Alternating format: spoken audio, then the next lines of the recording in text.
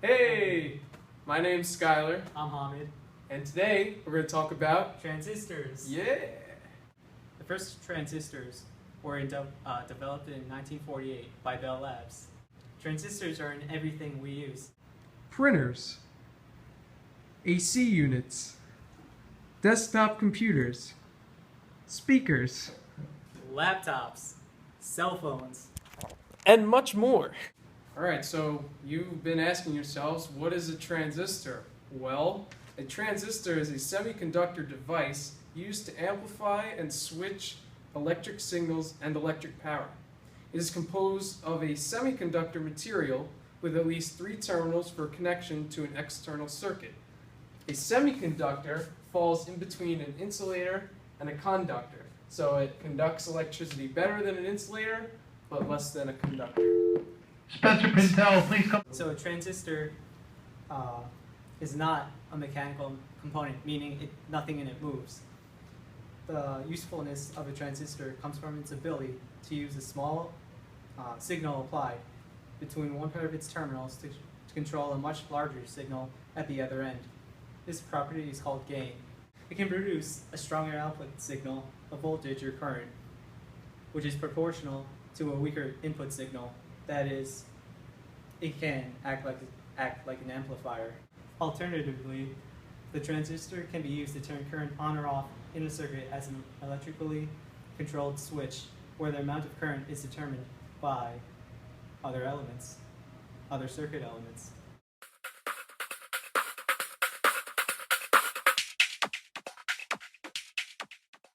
Transistors have 3 terminals, the collector, emitter, and the base. The base is located between the collector and the emitter. That's the base. Here's the collector. And here's the emitter. It just so happens that I'm carrying a transistor on me right now. Here's the transistor up and close. The base is in the middle. The collector and the emitter are on the outside. This is a heat sink, this gray part here, which helps dissipate heat.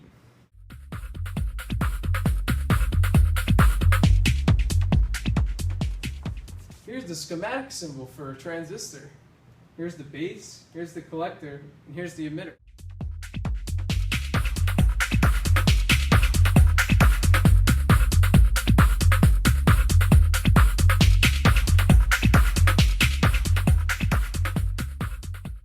Here's a diagram of an NPN transistor. An NPN transistor has 2 N layers on the outside, represented in red, and a P layer in the middle.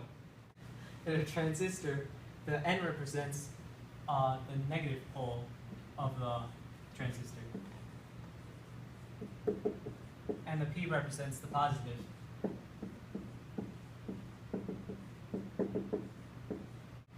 N's aren't actually negative, and P's aren't actually positive.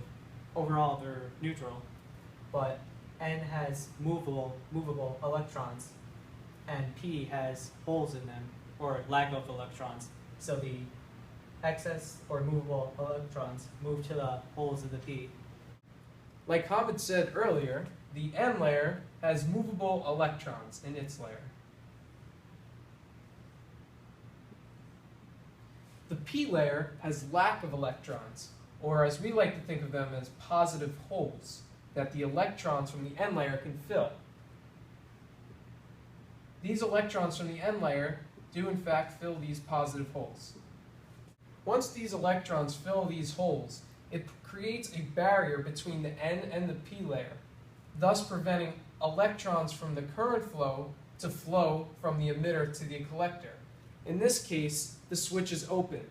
It prevents current flow. However, when a small voltage, a positive voltage, is applied to the base, it adds more holes to the P layer, allowing more electrons to fill these holes.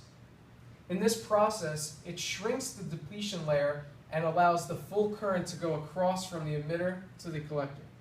Thus, the switch is closed and the current flows.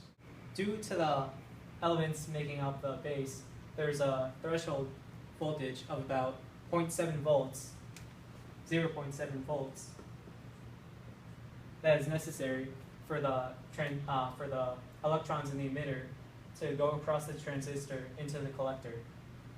We're about to show you two circuits that light up a light bulb. One of them using a transistor and one of them not utilizing a transistor, which is the one you see right here.